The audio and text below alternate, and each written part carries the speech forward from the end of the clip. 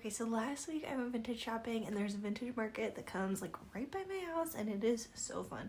Anyway, I found the coolest plant stand. It's technically, she said, was a candle stand. It's giant. I'll show you. And I was like, I'm gonna strip this, I'm gonna put it in my new bedroom, it's gonna be so cute. So I thought I would show you the process of stripping it.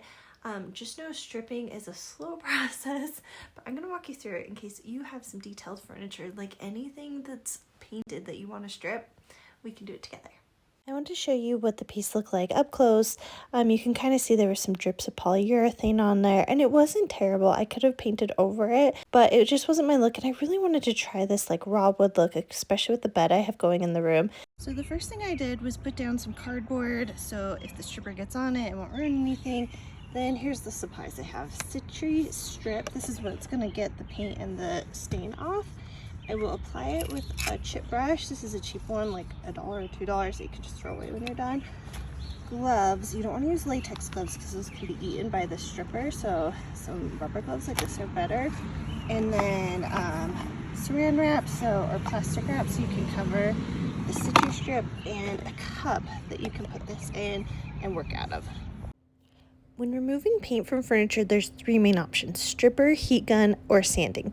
For furniture with details or curved edges, a stripper really works best because you can get the paint out of the crevices and the rounded areas.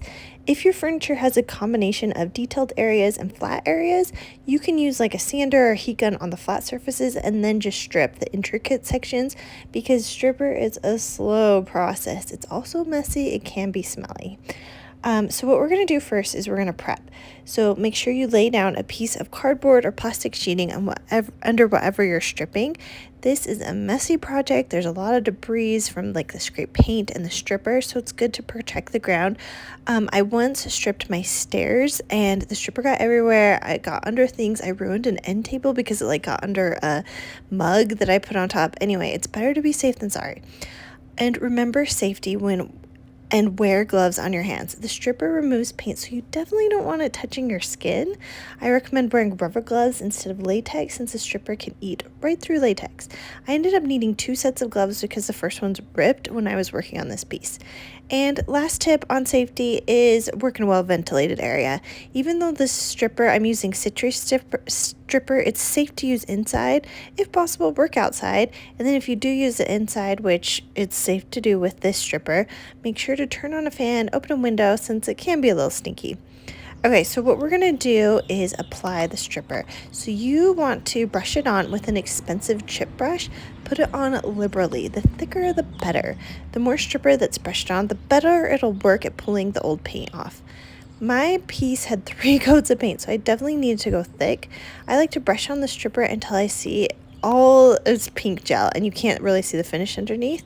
And then make sure you work in small sections as the stripper is applied. You don't want to cover the whole piece in stripper because it takes too long to scrape it off. So some of the Citristrip might dry up and then you'll have to reapply, and that's just a waste of stripper. Scraping off the paint is a tiring process, so it's really best to break it up into workable sections. Once the Citristrip is applied, cover it with plastic food wrap. And this kind of seems weird, but what it does is it traps in the moisture from the gel stripper and it keeps it working longer. And you can push out any air bubbles just to make sure the stripper is perfectly covered. And then let it sit. You can start working on it in 30 minutes or up to 24 hours is the longest you probably want to leave it. But the longer the stripper is wet on the surface, the easier it'll be to remove the stain or paint.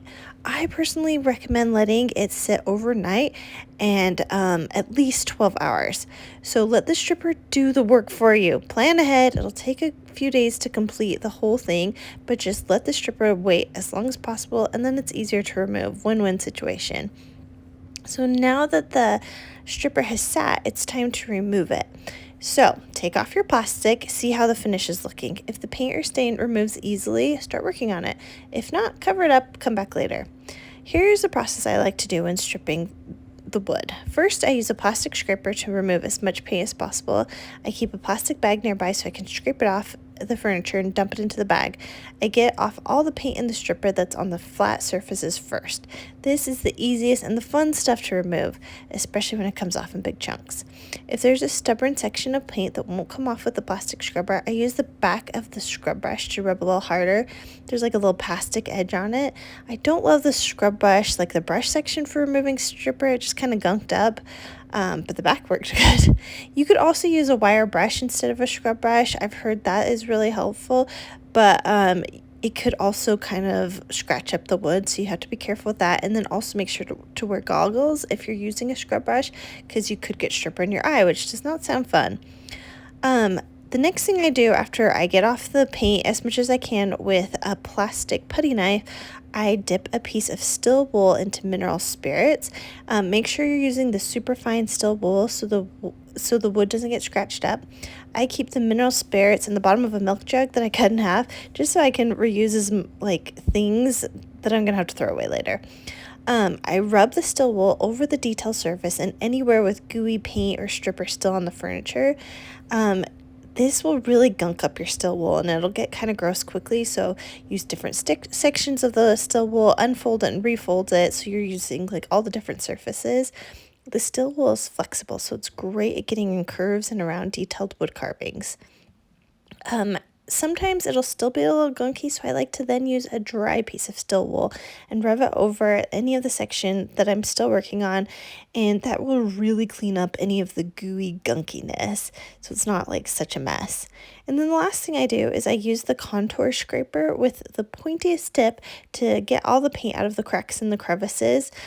This little tool is also really good at getting off any stubborn paint that kind of stuck on anywhere. So now that this is my last step, I'm just getting off the really small last remains. And this has a metal tip, so you just have to be really careful to not gouge the wood. A toothpick would also work to get in the tight spaces. That would be smart, and it wouldn't damage the piece, but it's not as strong. So there you go. It's also much cheaper. So there's a win.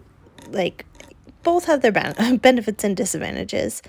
So once you do one section, you're going to keep working across the whole piece of furniture. I like to apply stripper first thing in the morning. Then when it's ready, remove it around 6 p.m. And then I apply more stripper.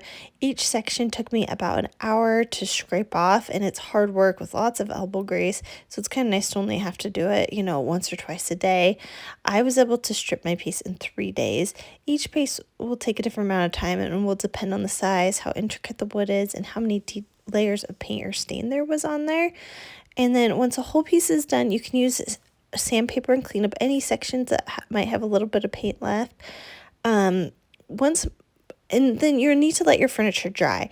It gets soaked in the stripping process from the stain and the mineral spirits, and then once you let it dry, the wood may lighten up. It probably will as it dries. What I did last was I put some wax on, and it actually kind of darkened my piece, so I'm not sure I love it. I might add some bleach later, but I did want to show you how it turned out.